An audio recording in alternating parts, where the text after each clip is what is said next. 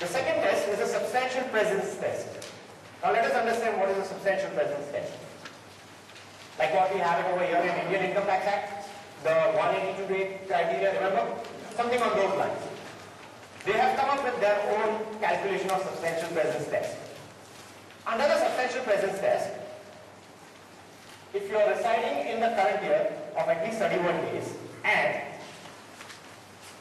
3 years prior you will have to require cumulatively be staying in the United States for 183 days. And in order to calculate that 183 days, you have to take the current year in pictures, 1/6, 1/3 of the year in the prior, and 1/6 of the year prior to that. The simple formula method. Let's take a simple example. We try to calculate which is the year in which, the number of days, if we try to calculate it. So we came up with an answer saying 120 days. So if a person who's in the United States for 120 days, for the year 2009, 2010 and 2011, he will come up with this formula based under like this. You take the whole 120 days for the year 2011, 1/3 for the year 2010, 1/6 for the year 2009, right? So in total how much does it come to? 180 days. Will it be regarded as a resident alien? The answer is no. 183 days should be made, right? So everybody tries to make that formula to make sure it is 120 days. If anybody goes to USA and still wants to become a non-resident alien from a tax point of view, make sure it does not stay more than 120 days, right? Yes? No? Good. There are still some other small exceptions to the rule.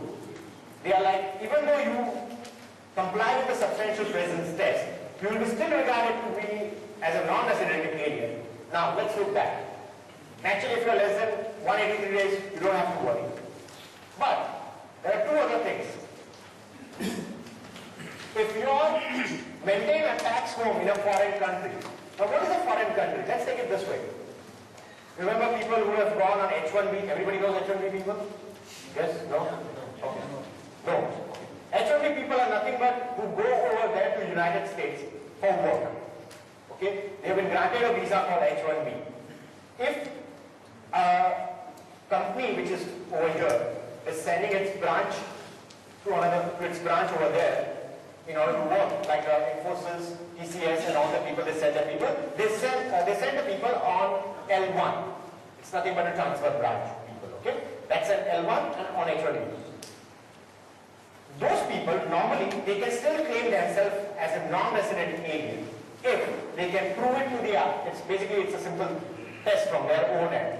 They have to say to the IRS that, you know what, I have a tax home still in India, I do not intend to live in America, hence I am not to be treated as a resident alien. Because remember, the bottom line why I am saying it's not to be treated as a resident alien, you will be required to disclose your worldwide income in the United States, which none of us wants to happen, right?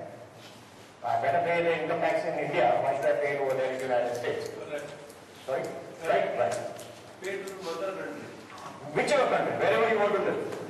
So, coming back, on the 30, you have to maintain both the criteria. One, you maintain a tax home in a foreign country, and you have a closer connection with that foreign country.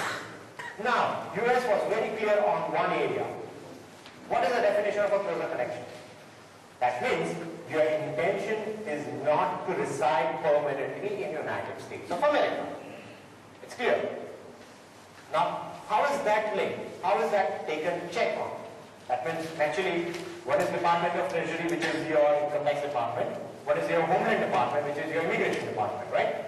So they say, if your immigration status is, they are trying to check in both ways. If your immigration status is saying that you do not have any intentions of living in America, I'll accept that your provision. You know? Now, there was one quick, when we tried to look into in depth about it, if, and your employer, everybody knows now you have gone on H1B and L1 over there, you're working for some employer. Now the employer, when you went over there, the employer sees you are one of the best employees I have got, and says, you know what, I would like to file for your green card. Now think about the parents over here whose son has gone or the daughter has gone to the United States. The son calls and the daughter calls the parents, Dad, you know what, my employee now told me he's going to file for my green card. The father is all ecstatic, telling all this, giving away the sweets. My son's green card is going to come very soon, right? But there's a problem to that. Now, the moment the employer makes the application for the green card, his status changes because his intention now changes from his closer connection to the home country, thus making it a resident alien from a US tax point of view. Remember, the application for getting the green card, the very first step, is done by the employer, not by the employee. But still, even though the employer made this application on your behalf, the employee's behalf, your intention got changed. Thus, it's very important for the people whose kids are over there or whose clients' kids are over there studying on H1B or let's not study part of it, on H1B or L1, to make them understand. If the person who is on H1B or on L1, if the application for green card has been initiated by the employer, they cannot treat themselves as a non-resident alien from a US tax point of view. Once you cannot be treated as a non-resident from a US tax point of view, what happens? You have to treat yourself as a resident. So, you are required to disclose what? Your worldwide income to US and pay the taxes over there. What is the maximum tax rate on an individual over here in India? 30%. US it is 35%. The highest tax rate on an individual is at 35%. So the people... Elaborate on social service tax and what is the outer scheme for it? Social service tax has to be paid by each and every individual who are working. Employer and employee both have to be contributing it to the Social Security department. That's it. What is the rate? Rate is 7.65% by the employee, 7.65% by the employer. So it becomes at 15.3%. Okay. Now does that include within 35? No. Separate. Remember, that is a social security which is to be paid by each and every person who is working. Even the company has to deduct from the employee. And so 35% is your income tax rate, not a social security rate. This amount are refundable? This amount is refundable to whom, sir? 15%. That's what we spend. No. If you, basically once you cross the age of 65, 67 is currently the rate, the highest. In order to get 100% of your social security benefits, it's 67. If you cross the age of 67, the earlier you can start is social security at 62. You can start claiming social security benefits from the government. Okay, that is for that. You're basically saying that for my future, if the social security fund is alive by that time, if I have contributed, that's it. I did contribute my whole period, but I don't know whether the fund is going to be having enough funds by the time I grow at 62. हाँ, अभी हमने पैसा दे दिया. Correct. Well, actually, the social security system, I know it's off track, but I'll just quickly say, it was basically created that the next generation will fund for the previous generation. Theory was as simple as that, okay? Which is very true, understandable, right? I'll pay for the future, the past generation, and some next generation will pay for me. That is how the social security system works. So, this is a catch for all the people whose sons or whose relatives are on H1B or L1 over there and the green card application has been made. Please tell them, by not disclosing the worldwide income, they are not in compliance with the US tax laws.